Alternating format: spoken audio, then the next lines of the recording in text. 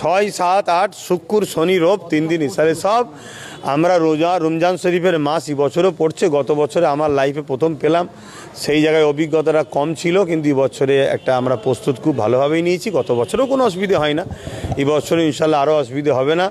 মানুষ যেভাবে আসবে, মানুষকে স্বতঃস্ফূর্তভাবে এসে থাকে, যেভাবে প্রতিবারে এসে থাকে সেভাবেই আসবে। সবাইকে আপনাদের চ্যানেলের মাধ্যমে নলেজ সিটিতে একটা দিন হলেও ইফতারের জন্য দাওয়াত দিচ্ছি।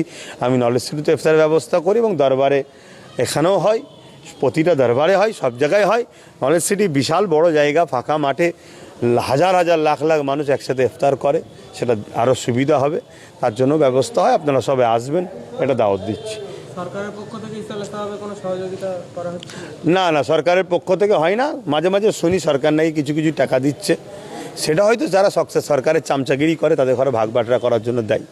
আমরা দরবার শরীফের পক্ষ থেকে সরকারের কোনো অনুদান পাইনি, আর আমরা আশাও করিনি। আমরা দরবারের পক্ষ থেকে যেটা চেয়েছি সেটা মানুষের জন্য, শিক্ষা, স্বাস্থ্য কথা বলেছি। ফুরফুরা শরীফে সেইভাবে চিকিৎসা, সেইভাবে শিক্ষার সুব্যবস্থা, এটা অনেক দিন থেকে বলে আসছি, আজও বলছি।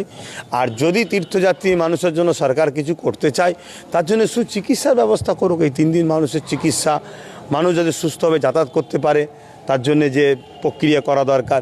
বিভিন্ন জায়গায় প্রশাসন আটকে তাদেরকে ফাইন করে, চার্জ করে, এটা তো দুঃখজনক। অন্য ক্ষেত্রে হয় না, ফুরফুরা শরীফে আসলে বারবার করা হয়।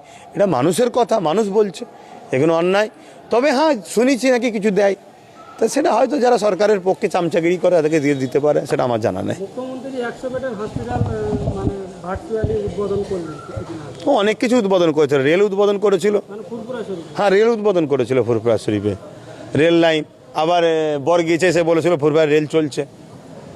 এরা অনেক কিছু নি বলে, গুল মেরে গ্যাস দিয়ে আজকে প্রায় 15 বছর কাটিয়ে দিয়েছে, আর বছর কাটাবে। তবে মানুষ যেভাবে জেগেছে, ভোট যদি হয় আর দিতে পারবে না। তবে আমার ভয় হচ্ছে বিজেপি নাকি সাথ দেয়, যেভাবে বিগত 15 বছর সাথ দিয়েছে। কেন বিজেপি দেখছে যে আমারও আসার লাইন নেই, আর আমার বোনটাও যদি হেরে যায় অসুবিধা হয়ে যাবে।